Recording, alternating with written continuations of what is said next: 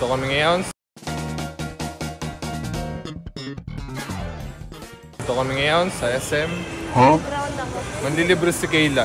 Hindi ako. Tapos na kasi yung quarterly exam nila, kaya nagse-celebrate daw sila.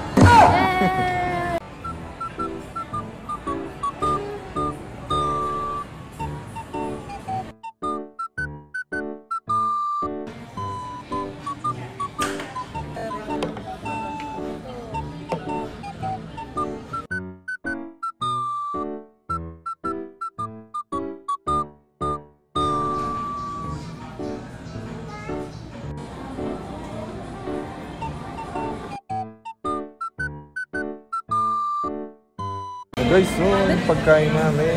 Nice! Sarap! Wow!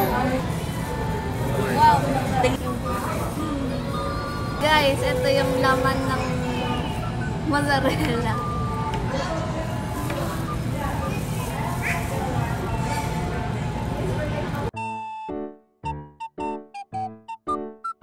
Look. Wow! Kakain muna kami pa, May.